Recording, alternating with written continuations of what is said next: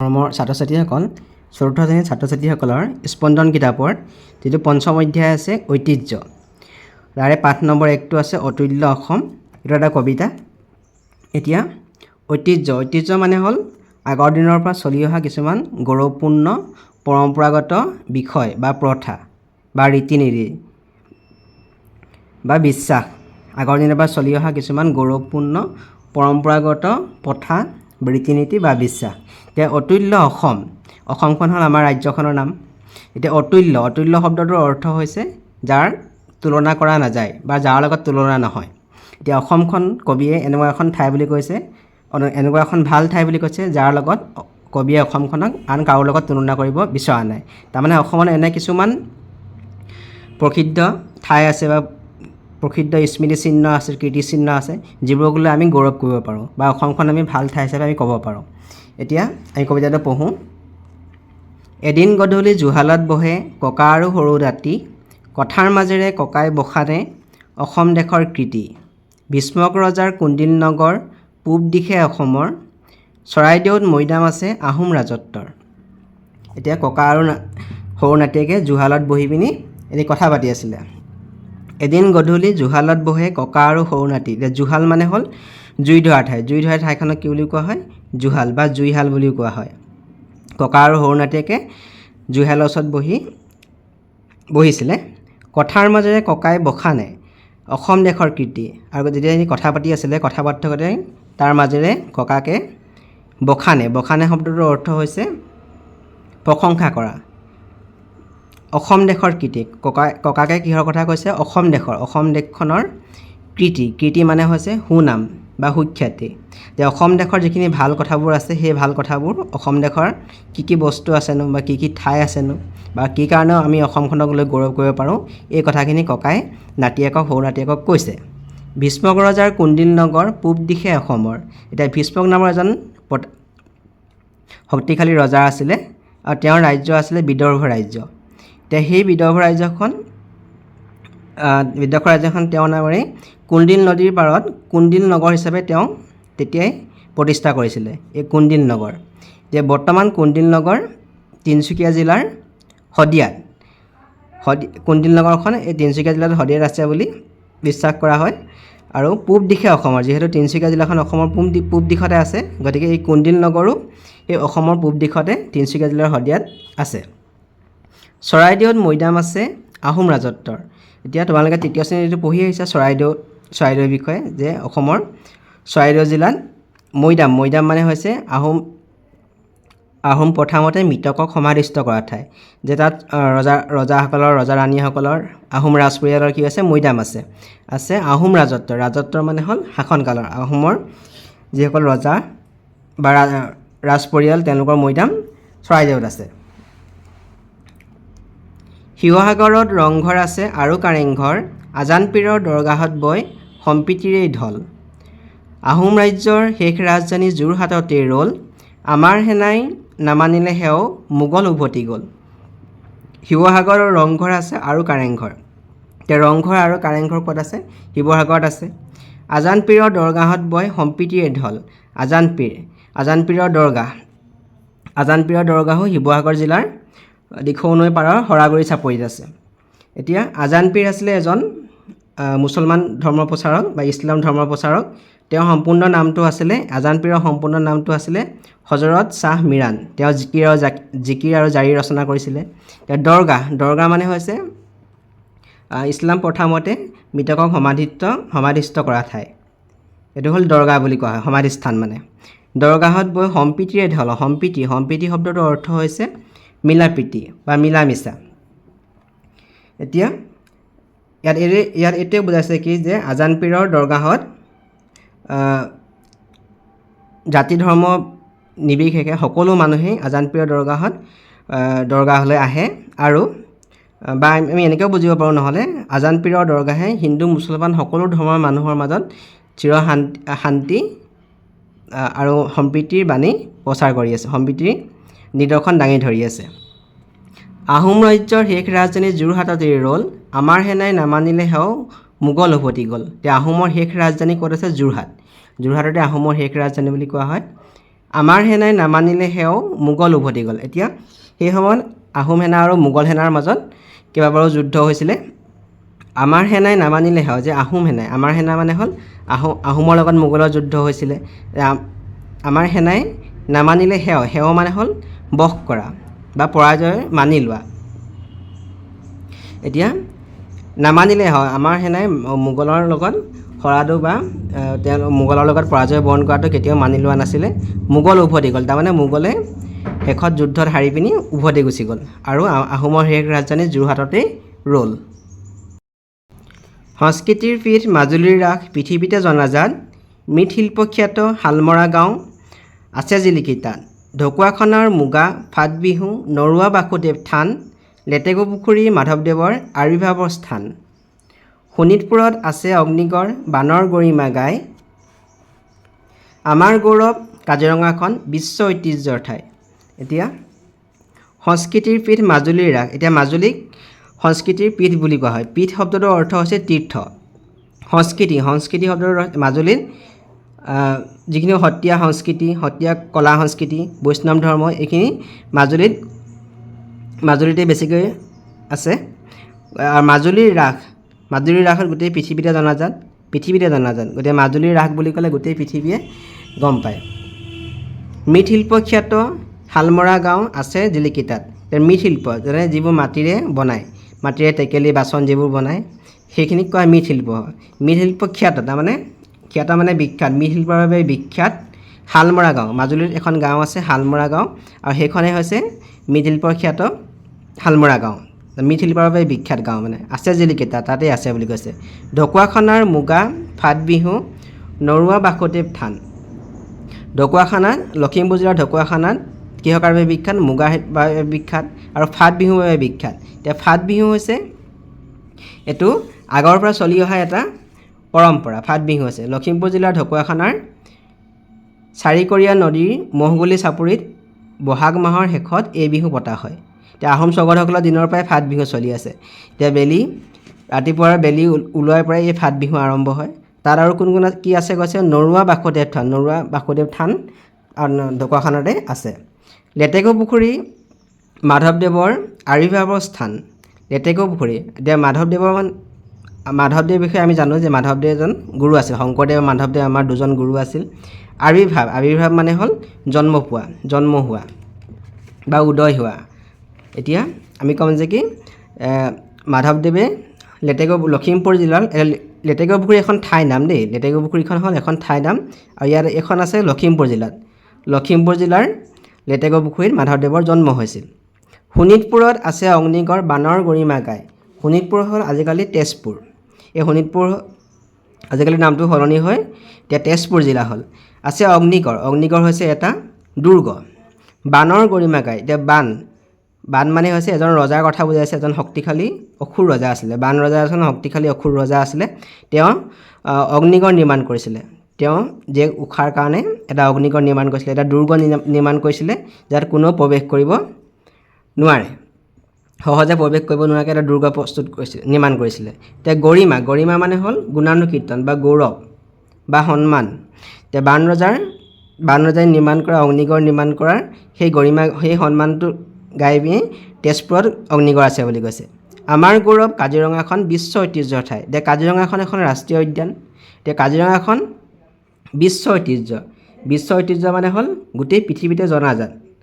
পৃথিৱীতে কিছুমান ঠাই, গুৰুত্বপূৰ্ণ ঠাই বা সাংস্কৃতিক স্থানক কি বুলি কোৱা হয়? বিশ্ব ঐতিহ্য হিচাপে স্বীকৃতি দিয়া হয়। কাজিৰঙাখন বিশ্ব ঐতিহ্যৰ ঠাই হিচাপে স্বীকৃতি পোৱা এখন স্থান। যে কাজিৰঙাখন কিহৰ বাবে বিখ্যাত? এশিঙীয়া গঁড়ৰ বাবে বিখ্যাত, আৰু সেইখন হ'ল বিশ্ব ঐতিহ্যৰ এখন ঠাই। এতিয়ালৈকে অসমত বিশ্ব ঐতিহ্যৰ বাবে স্বীকৃতি কৰা ঠাই হৈছে 3খন। এখন হৈছে কাজিৰঙা ৰাষ্ট্ৰীয় উদ্যান, আৰু হৈছে মানাহ ৰাষ্ট্ৰীয় উদ্যান, আৰু শেহতীয়াকৈ হৈছে হ'ল আমাৰ চৰাইদেউ মৈদাম। ইয়াত দিছে আমাক ডিমাচা ৰজাৰ ৰাজধানী মাইবং, মৰিগাঁৱৰ ৰং জোনবিল মেলা, যাদুনগৰী মায়ং। নীলাচলতে কামাখ্যা মন্দিৰ, পঞ্চতীৰ্থ হাজোত। পাটবাউসীত গুৰু দুজনাৰ ভকতিৰ বয়স্ৰোত। শুৱালকুছিৰ পাটৰ কাপোৰ, সৰ্থেবাৰীত কাঁহ, পথৰুঘাটৰ কৃষক বিদ্ৰোহ, কৃষকৰ হতাশা। ডিমা হাছাওত ডিমাছা ৰজাৰ ৰাজধানী মাইবং। এতিয়া ডিমা হাছাও জিলাত ডিমাছা ৰজাৰ ৰাজধানী আছিলে মাইবং, আৰু এই ৰাজধানীৰ নাম আছিলে মাইবং। এতিয়া মাইবংটো হ'ল এটা ডিমাছা ভাষাৰ শব্দ। মই ইয়াত লগতে কৈ গৈছোঁ, মাই মানে হৈছে ধান আৰু বং মানে হৈছে অনেক বা সমৃদ্ধিৰ এখন ঠাই। মানে মাইবং শব্দটোৰ অৰ্থ হৈছে সমৃদ্ধিৰ এখন ঠাই। মৰিগাঁৱৰ ৰং জোনবিল মেলা যাদুনগৰী মায়ং। এতিয়া মৰিগাঁও জিলাত জোনবিল মেলা পাতে। এতিয়া জোনবিল মেলা হ'ল এনেকুৱা এখন মেলা য'ত কেৱল বিনিময় প্ৰথা হয়, মানে ইজনে সিজনক বস্তু দিয়াৰ কাৰণে আমি কেতিয়াও পইচা দিব নালাগে। সেইটো হৈছে জোনবিল মেলা। তাত তিৱা ৰজাৰ লগত আমাৰ ভৈয়ামৰ যিসকল মানুহ আহে তেওঁলোকক কি কৰে, বস্তু তেওঁলোকে ইজনে সিজনক বিনিময় কৰে। আৰু জোনবিল মেলা জাগিৰোডত অনুষ্ঠিত হয়, মৰিগাঁও জিলাৰ জাগিৰোডত। আৰু মাঘ বিহুৰ পাছৰ সপ্তাহত এই জোনবিল মেলা আৰম্ভ হয়। আৰু ইয়াত প্ৰায় বিনিময় প্ৰথা কৰে। তাৰমানে ইয়াত কোনো ধৰণৰ বস্তু দিবৰ কাৰণে বস্তু ল'বৰ কাৰণে আমি পইচা দিব নালাগে। ইজনে সিজনক বস্তু যদি যিসকলে ভৈয়ামৰ পৰা পাহাৰৰ পৰা অহা মানুহখিনিয়ে আদা কচু কিবা কিবি বস্তু আনিব, আৰু ভৈয়ামৰ মানুহখিনিয়ে তেনেকৈ দিব, মাছ দিব, শুকান মাছ দিব, আৰু বিভিন্ন বস্তু দি তেওঁলোকৰ বস্তুৰ লগত আদান প্ৰদান কৰিব, কিন্তু পইচা নিদিয়ে। যাদুনগৰী মায়ংখন হ'ল যাদুনগৰী বুলি কোৱা আছে। ইয়াত বিভিন্ন অলৌকিক যাদু মন্ত্ৰ আগৰ পৰা বিশ্বাস কৰা হয়, গতিকে মায়ংখন হ'ল যাদুনগৰী। নীলাচলত এই কামাখ্যা মন্দিৰ পঞ্চতীৰ্থ হাজোত। নীলাচলত কামাখ্যা মন্দিৰ আছে। কামাখ্যা মন্দিৰ বিষয়ে আমি জানো। কামাখ্যা মন্দিৰ নীলাচল পাহাৰত আছে। গতিকে পঞ্চতীৰ্থ হাজোত আছে পঞ্চতীৰ্থ। পঞ্চ মানে হ'ল পাঁচ। ইয়াত 5খন তীৰ্থ আছে, গতিকে তাক পঞ্চতীৰ্থ বুলি কোৱা হয়। সেই 5খন তীৰ্থৰ নাম মই কৈ দিছোঁ: হয়গ্ৰীৱ মাধৱ মন্দিৰ, কেদাৰ মন্দিৰ, কামেশ্বৰ মন্দিৰ, কমলেশ্বৰ মন্দিৰ আৰু গণেশ মন্দিৰ। 5খন তীৰ্থ একেলগে থকাৰ কাৰণে হাজোত কি বুলি কোৱা হয়? পঞ্চতীৰ্থ বুলি কোৱা হয়। পাটবাউসীত গুৰু দুজনাৰ ভকতিৰ বয়সুত। পাটবাউসী, এতিয়া পাটবাউসী আছে বৰপেটা জিলাৰ পাটবাউসীতেই শংকৰদেৱ, ইয়াত গুৰু দুজনা বুলি কৈছে। গুৰু দুজনাৰ মানে হ'ল শংকৰদেৱ আৰু মাধৱদেৱ। বৰপেটা জিলাৰ পাটবাউসীতেই শংকৰদেৱ আৰু মাধৱদেৱ পাটবাউসী সত্ৰতেই বা পাটবাউসী থানতেই শংকৰদেৱ আৰু মাধৱদেৱ দুয়োজনে লগ পাইছিলে, তেওঁলোকৰ মিলন হৈছিলে। আৰু এই পাটবাউসী সত্ৰতেই মহাপুৰুষ শংকৰদেৱে 18 বছৰতকৈ অধিক কাল পাটবাউসী সত্ৰতে আছিলে, আৰু তাতে থাকি তেওঁ বিভিন্ন নাম প্ৰসংগ, শাস্ত্ৰ, ভটিমা আদি তেওঁ ৰচনা কৰিছিলে। আৰু ইয়াতে কৈছে কি ভকতিৰ বয়সুত মানে হৈছে এইটো কথা বুজাইছে যে কি গুৰু দুজনাই যিখিনি নাম প্ৰসংগ, নাম কীৰ্তন, তাৰপিছত ধৰ্মৰ বাণী যিখিনি প্ৰচাৰ কৰিছিলে, সেই প্ৰচাৰ কৰা ধৰ্মৰ বাণী বা নাম কীৰ্তন আৰু প্ৰেম ভক্তিভাৱ, ঈশ্বৰ প্ৰেম ভক্তিভাৱ, এই গোটেইখিনি সাধাৰণ মানুহৰ মাজলৈ বোৱাই দিছিলে। এইটোকে কৈছে ভকতিৰ বয়সুত। মানে শুৱালকুছিত পাটৰ কাপোৰ, সৰ্থেবাৰীত কাঁহ। এতিয়া শুৱালকুছি হ'ল পাটৰ কাপোৰৰ বাবে বিখ্যাত, সৰ্থেবাৰী হৈছে কাঁহ শিল্পৰ বাবে বিখ্যাত, কাঁহৰ বাচন বৰ্তনৰ বাবে বিখ্যাত ঠাইখনৰ নাম হৈছে সৰ্থেবাৰী। পথৰুঘাটৰ কৃষক বিদ্ৰোহ, কৃষকৰ হঠা। যে পথৰুঘাট আছে দৰং জিলাত এখন ঠাই আছে পথৰুঘাট বুলি, তাত কৃষক বিদ্ৰোহ হৈছিলে। কৃষক মানে খেতিয়ক, বিদ্ৰোহ মানে হ'ল আন্দোলন বা তেওঁলোকে বিক্ষোভ কৰিছিলে।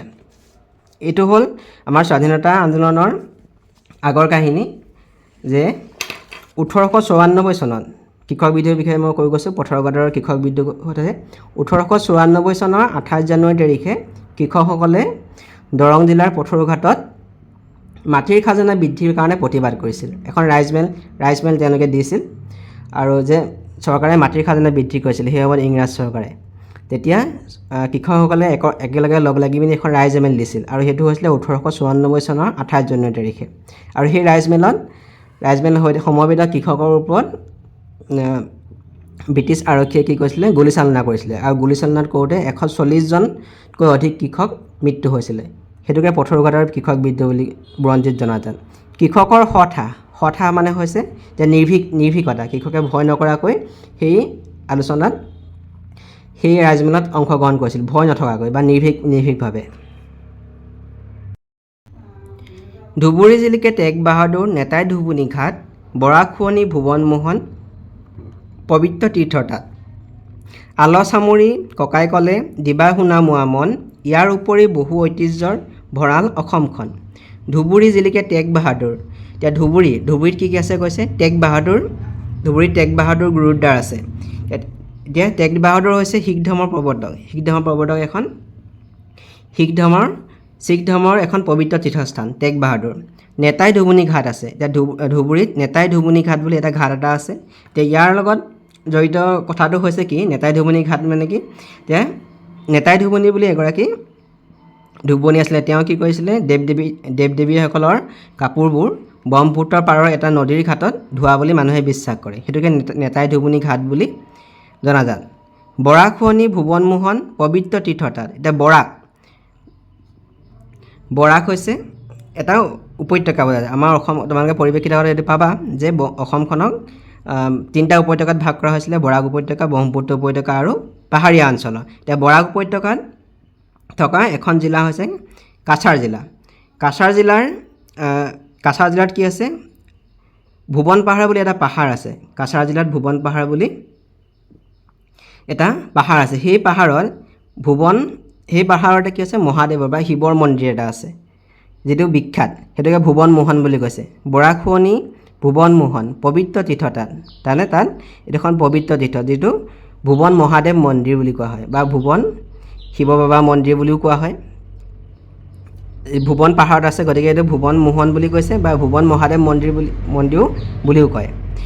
আলচ সামৰি ককাই ক'লে দিবা শুনা মন। আলচ শব্দটোৰ অৰ্থ হৈছে আলোচনা বা কথা বতৰা সামৰি মানে শেষ কৰি ককাই ক'লে দিবা শুনা মোৱা মন। এতিয়া শুনা মোৱা মানে হৈছে সৰু নাতিকক মৰমতে মতা মাতটো, শুনা মোৱা বুলি মাতিছে মানে। ইয়াৰ উপৰিও বহু ঐতিহ্যৰ ভঁৰাল অসমখন। ইয়াৰ উপৰিও আমাৰ অসমখনত বহু এনেকুৱা ঐতিহ্য লুকাই আছে। ঐতিহ্য মানে হৈছে আগৰ পৰা চলি অহা কিছুমান পৰম্পৰা বা ৰীতি নীতি বা বিশ্বাস। ইয়াৰ উপৰি অসমখনত আৰু বহুতো এনেকুৱা ঐতিহ্য লুকাই আছে। 1 নম্বৰ দিছে তলৰ বাওঁফালৰ কলপাতত দিয়া শব্দবোৰৰ অৰ্থ সোঁফালৰ কলপাতত খেলিমেলিকৈ দিয়া আছে। তাৰ পৰা শুদ্ধ উত্তৰটো বাছি উলিয়াই খালী ঠাইত লিখা। ইয়াত শব্দবোৰ আছে, ইয়াত অৰ্থবোৰ আছে। ইয়াৰ শব্দবোৰৰ লগত কোনটো অৰ্থ মিলিব এই খালী ঠাইত বহুৱাই আমি লিখিব লাগে।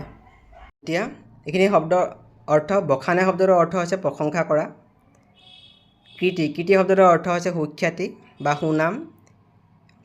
সেৱা শব্দটোৰ অৰ্থ হৈছে বস হোৱা। পীঠ শব্দটোৰ অৰ্থ হৈছে তীৰ্থ। গৰিমা শব্দটোৰ অৰ্থ হৈছে গৌৰৱ। ঐতিহ্য শব্দটোৰ অৰ্থ হৈছে গৌৰৱপূৰ্ণ পৰম্পৰাগত বিষয় বা প্ৰথা। আলচ শব্দটোৰ অৰ্থ হৈছে আলোচনা বা চৰ্চা। আবিৰ্ভাৱ শব্দটোৰ অৰ্থ হৈছে জন্ম বা অৱতাৰ। এইখিনি তোমালোকে খালী ঘৰত লিখিব লাগিব। 2 নম্বৰ দিছে তলত দিয়া প্ৰশ্নবোৰৰ শুদ্ধ উত্তৰটো বাছি উলিয়াই সঠিক বৃত্তটো পূৰ কৰা। 1 নম্বৰ দিছে ডিমাচা ৰজাৰ ৰাজধানী ক'ত আছিল? যোৰহাটত, মৰিগাঁৱত, মাইবঙত, ধুবুৰীত। ডিমাচা ৰজাৰ ৰাজধানী ক'ত আছিল? মাইবঙত। এইটো গ নম্বৰ আছে, গতিকে গ নম্বৰটো আমি গোল কৰিব লাগিব। এইটো ভালকৈ তোমালোকে গোল কৰিবা। খ নম্বৰটো কৈছে আহোম ৰাজত্বৰ ঐতিহ্য কিহে বহন কৰে? অগ্নিগড়ে, দৰগাহে, কাজিৰঙাই, মৈদামে। আহোম ৰাজত্বৰ ঐতিহ্য মৈদামে বহন কৰে। আৰু ঘ নম্বৰটো ইয়াত আমি গোল কৰিব লাগিব।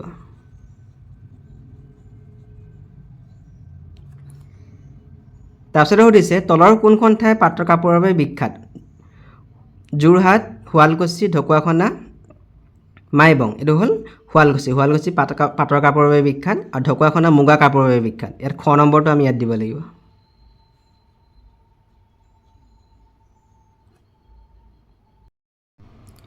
তিনি নম্বৰতে সুধিছে আমাক তলত দিয়া প্ৰশ্নকেইটাৰ উত্তৰ কোৱা আৰু লিখা। আহোম ৰাজ্যৰ শেষ ৰাজধানী ক'ত আছিল? আমি কেইটা লিখিম। আহোম ৰাজ্যৰ শেষ ৰাজধানী যোৰহাটত আছিল। 3 নম্বৰ ক প্ৰশ্ন আছিলে আহোম ৰজাৰ শেষ ৰাজধানী ক'ত আছিল? উত্তৰটো হ'ব আহোম ৰজাৰ শেষ ৰাজধানী যোৰহাটত আছিল। খ নম্বৰটো মৃৎশিল্পৰ বাবে বিখ্যাত গাঁওখনৰ নাম কি? উত্তৰটো হ'ব মৃৎশিল্পৰ বাবে বিখ্যাত গাঁওখনৰ নাম হ'ল শালমৰা গাঁও। গ নম্বৰটো মাধৱদেৱে ক'ত জন্মগ্ৰহণ কৰিছিল? উত্তৰটো হ'ব মাধৱদেৱে লখিমপুৰ জিলাৰ লেটেকুপুখুৰীত জন্মগ্ৰহণ কৰিছিল। কোনখন পবিত্ৰ তীৰ্থই বৰাকক শুৱনি কৰি আছে? উত্তৰটো হ'ব ভুৱন মহাদেৱ মন্দিৰে বৰাকক শুৱনি কৰি আছে। এই ভুৱন মোহনটো ভুৱন মহাদেৱ মন্দিৰ বুলি লিখিছোঁ। ককাকে শুনা মোৱা বুলি কাক সম্বোধন কৰিছে? উত্তৰটো হ'ব ককাকে সৰু নাতিয়েকক সোণামুৱা বুলি সম্বোধন কৰিছে। 4 নম্বৰত দিছে আমাক লিখোঁ আহা পাটবাউসীত গুৰু দুজনাৰ ভকতিৰ বয় স্ৰোত। পাটবাউসী ক'ত? পাটবাউসী হ'ল বৰপেটা জিলাত। গুৰু দুজনা বুলি কাৰ কাৰ কথা কোৱা হৈছে? গুৰু দুজনা বুলি শংকৰদেৱ আৰু মাধৱদেৱৰ কথা কোৱা হৈছে। ভকতিৰ বয় স্ৰোত তাৰমানে কি বুজোৱা হৈছে? ইয়াৰ আমি উত্তৰ এনেদৰে লিখিম। 4 নম্বৰ উত্তৰটো হ'ব পাটবাউসী বৰপেটা জিলাত আছে। গুৰু দুজনা বুলি শ্ৰীমন্ত শংকৰদেৱ আৰু মাধৱদেৱৰ কথা কোৱা হৈছে। ভকতি বয় স্ৰোত মানে হ'ল সাধাৰণ মানুহৰ মাজত অবিৰতভাৱে নাম কীৰ্তন ধৰ্মৰ বাণী প্ৰেম ভক্তিভাৱ আদি বিয়পাই দিয়া। যিহেতু গুৰু দুজনে পাটবাউসী থানত সত্ৰতেই বিভিন্ন গীত বিভিন্ন শাস্ত্ৰ নাম প্ৰসংগ ৰচনা কৰিছিলে, লগতে তেওঁলোকে এখন নাম ধৰ্মৰ বাণীও প্ৰচাৰ কৰিছিলে। সেইখিনি মানুহৰ মাজলৈ বিয়পাই দিয়াটোকে ভকতিৰ বয় স্ৰোত বুলি কোৱা হৈছে।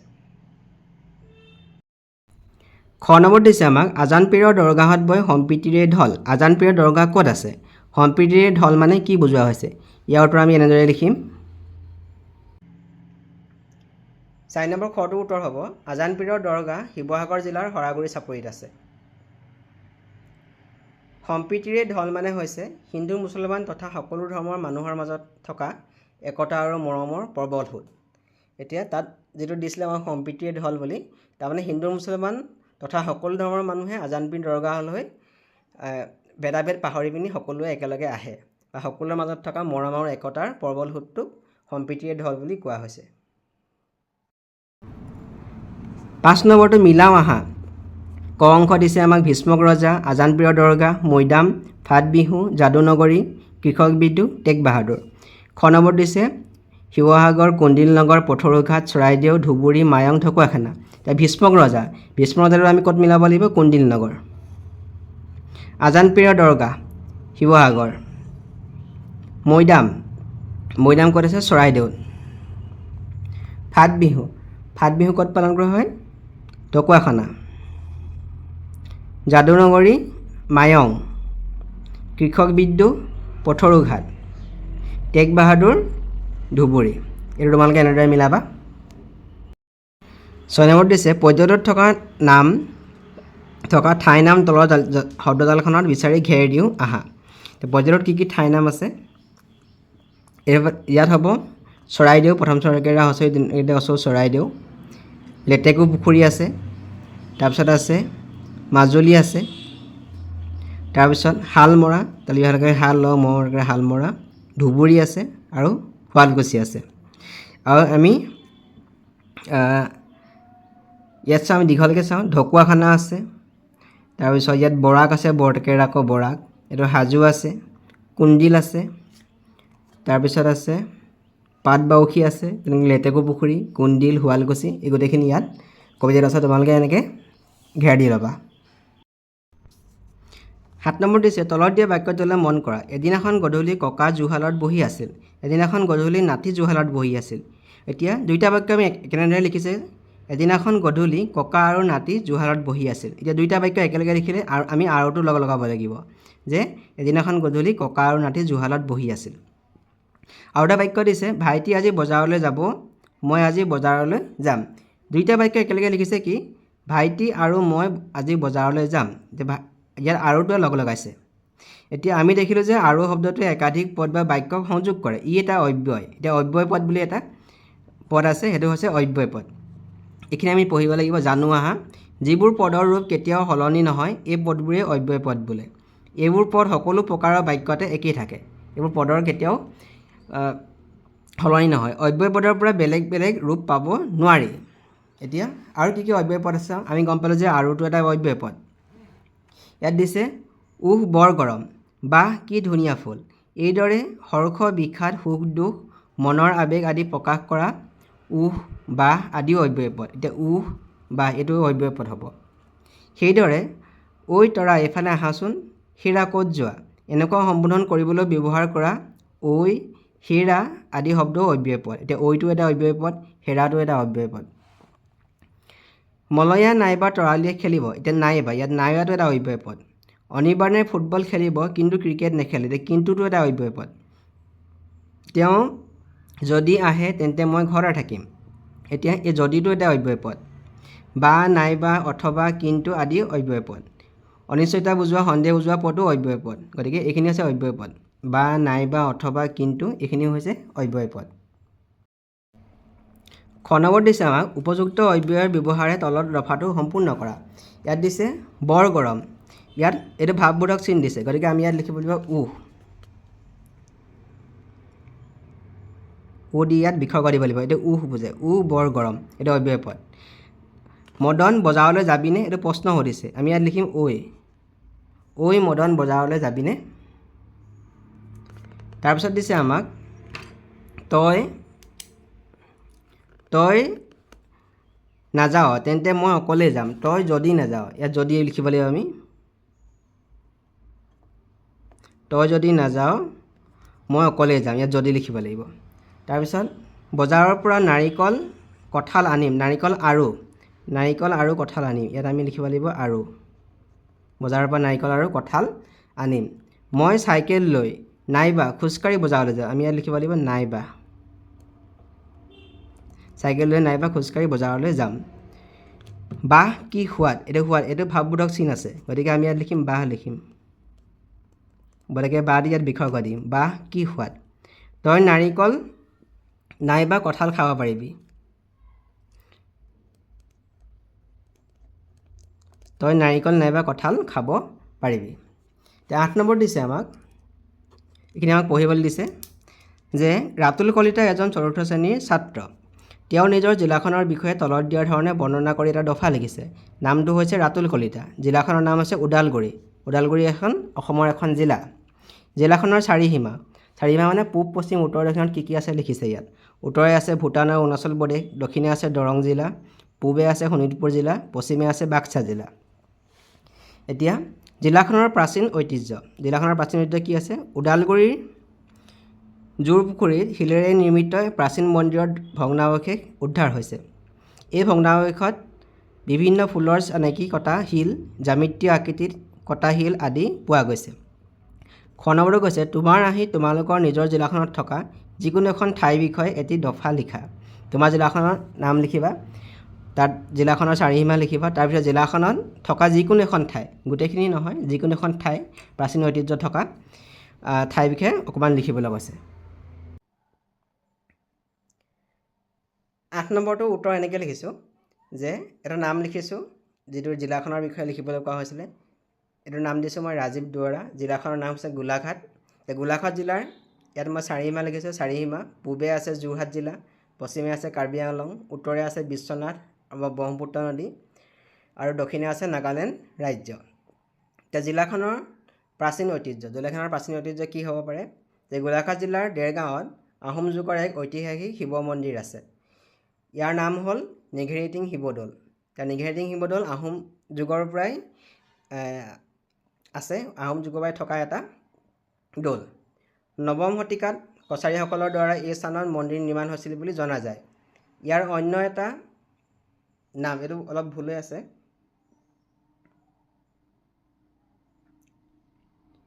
এইটো নাম লিখি ল'বা অন্য এটা নাম পঞ্চায়তন মন্দিৰ কিয়নো মাজত শিৱ আৰু চাৰিওফালে বিষ্ণু দুৰ্গা সূৰ্য আৰু গণেশ দেৱতাৰ 4টা সৰু সৰু দৌল আছে এতিয়া এই মন্দিৰটোৰ তাতে কি আছে 4টা সৰু সৰু দৌল আছে মূল মন্দিৰৰ গৰ্ভগৃহত প্ৰায় 3 ফুট জোখৰ এটা বাণলিংগ প্ৰতিষ্ঠা কৰা আছে এইটো মই এনেদৰে লিখিছোঁ তোমালোকে বেলেগ ঠাই নামো তোমালোকে জিলাৰ নামো লিখিব পাৰা এইখিনি মই গোলাঘাট জিলাৰ এখন সৰু ঠাইৰ বিষয়ে মই লিখিলোঁ 9 নম্বৰ দিছে আমাক বাওঁফালে থকা নামবোৰে অসমৰ কোনখন ঠাইক বুজাই আলোচনা কৰি লিখা আমি ইয়াতখিনি লিখি খালী ঘৰ ভৰ্তি কৰিব লাগে আমাক 9 নম্বৰ প্ৰশ্ন দিছে বাওঁফালে থকা নামবোৰৰ অসমৰ কোন ঠাই বুজাই আলোচনা কৰি লিখা দিছে যাদুনগৰী মায়ং বস্ত্ৰনগৰী হৈছে শুৱালকুছি সত্ৰনগৰী মাজুলীত যিহেতু বিভিন্ন সত্ৰীয়া সংস্কৃতিৰ কেন্দ্ৰস্থল বুলি কোৱা হয় গতিকে মাজুলী সত্ৰনগৰী পঞ্চতীৰ্থ হাজো সোণালী সূতাৰ দেশ অসম এতিয়া কি কাৰণে অসমক সোণালী সূতাৰ দেশ বুলি কোৱা হয় পাটৰ কাপোৰ পাটৰ সূতা যিটো সোণালী ৰঙৰ গতিকে অসমত পোৱা যায় গতিকে অসমক সোণালী সূতাৰ দেশ বুলি কোৱা হয় অসমৰ পিৰামিড কাক কোৱা হয় চৰাইদেউ মৈদাম অসমৰ নৱদ্বীপ বুলি কোৱা হয় নলবাৰী জিলা। এতিয়া নৱদ্বীপ মানে হৈছে যি শিক্ষা দীক্ষা বা শিক্ষা সংস্কৃতি বিভিন্ন ক্ষেত্ৰত পাৰ্গত। এতিয়া অসমৰ আটাইতকৈ নলবাৰী জিলাই হৈছে শিক্ষাৰ ক্ষেত্ৰত আটাইতকৈ 1 নম্বৰ স্থানত। গতিকে নলবাৰী জিলাক কি কোৱা হয় অসমৰ নৱদ্বীপ বুলি কোৱা হয়। প্ৰস্তুত কৰা। এতিয়া যিহেতু মই জিলাখন গোলাঘাট দিছিলোঁ, গতিকে দেওপাহাৰ এইটো কাছাৰী হৈছিলে, লিখোঁতে ভুল হৈছিলে, এইটো কাছমাৰী লিখি ল'বা।